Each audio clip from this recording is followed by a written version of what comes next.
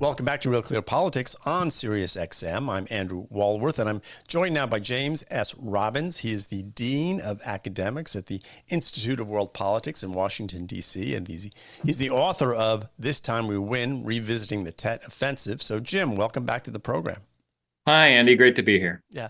So, Jim, I have you on every now and then to help clear up things about foreign policy. This is an interesting week. We had we have this situation in Syria where rebels have now taken over the city of Aleppo. It's the country's second largest city, used to be their commercial center. What does this mean for the region? Who are these rebels, and why does it matter to the United States? Well, the rebels are the Hayat Tahrir al-Sham. They're an offshoot of Al-Qaeda. So they're definitely not the good guys. I know that in this part of the world, it's sometimes hard to say who's on what side, but the fact that they're opposing the Assad regime, which is supported by Russia, doesn't automatically make them someone we would want to support. In fact, they're the radical Islamists supported by Turkey. Mhm.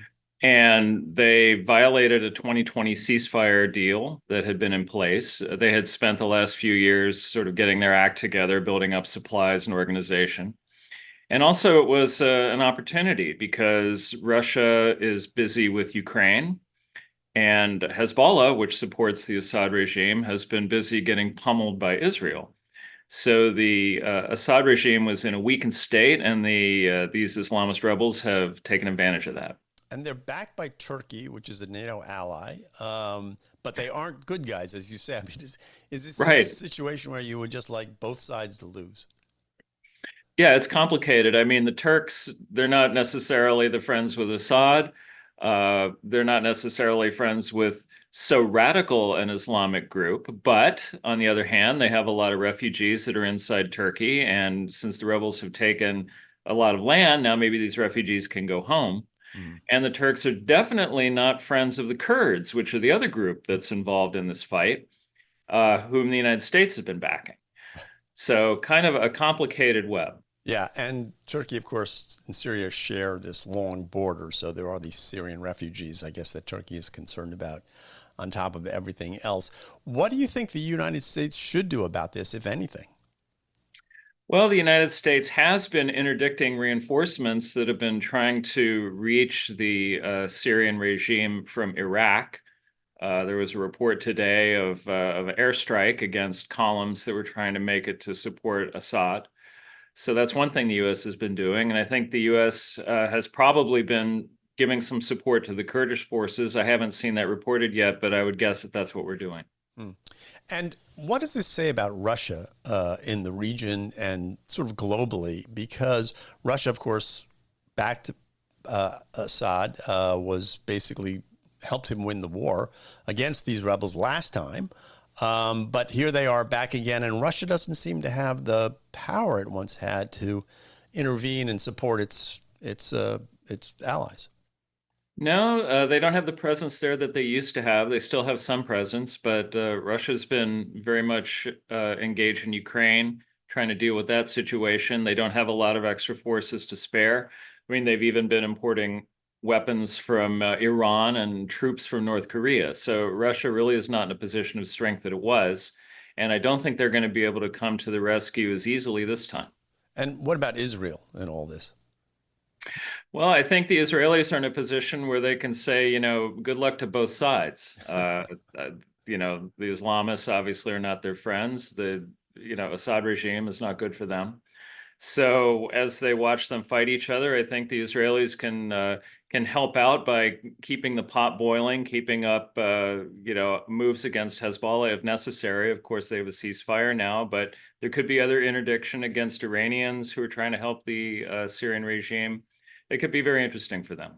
Yeah, and that's the other player, of course, is Iran, another power that supported Assad. I know these players are all hard to keep straight, but again, does it tell us something about Iran's ability to project power, given what's going on in the region? Yes, I mean, the Iranians have been very active in supporting the regime in Syria and also as a launching pad for attacks on Israel. So the Israelis have been, for years, conducting strikes against Iranian targets inside Syria, in Damascus and elsewhere. So I think we'll continue to see that if the Iranians are going to try to support the regime, which they probably will.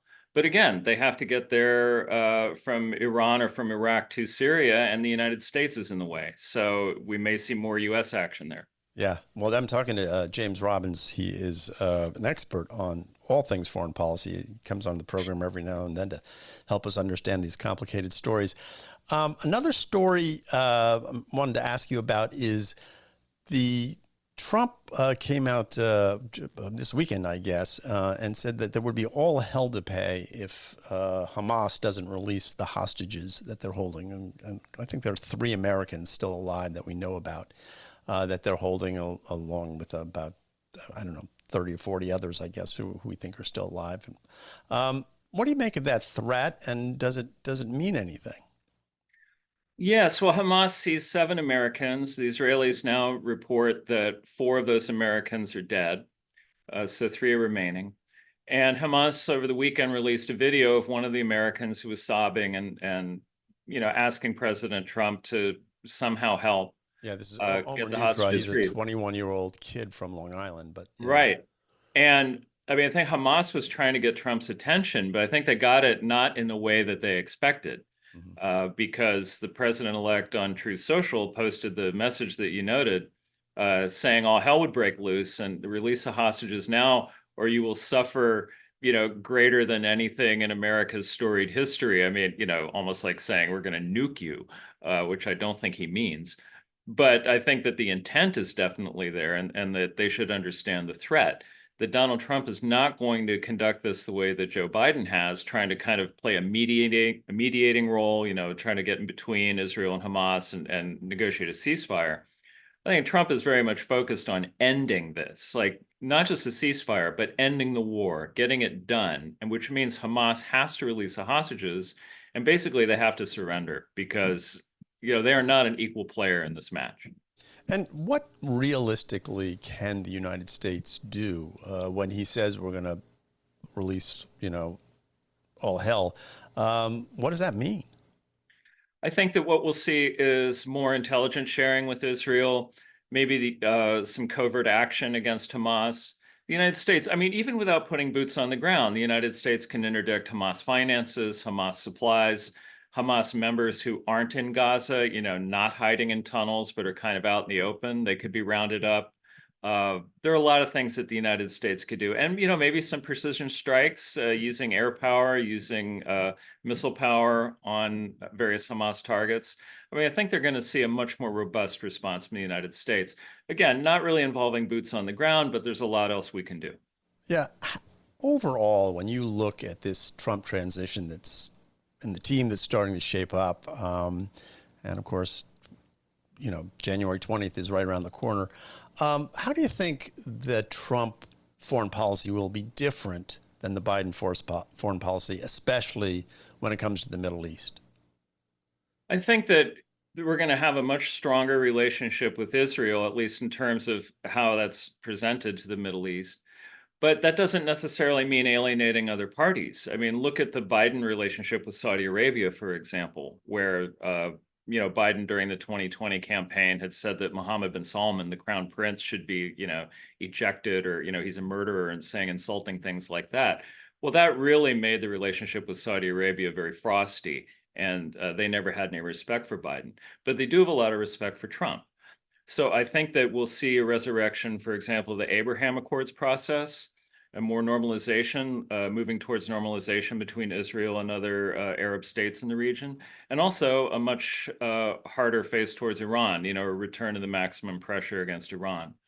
So in general, I think it's going to be a much more forceful foreign policy. And again, that doesn't mean invading or, sending troops, but it does mean taking a much stronger line on these issues. And with the minute we have left or so, are you optimistic that that kind of approach in the Middle East might do better than what we've seen after 4 years of Biden?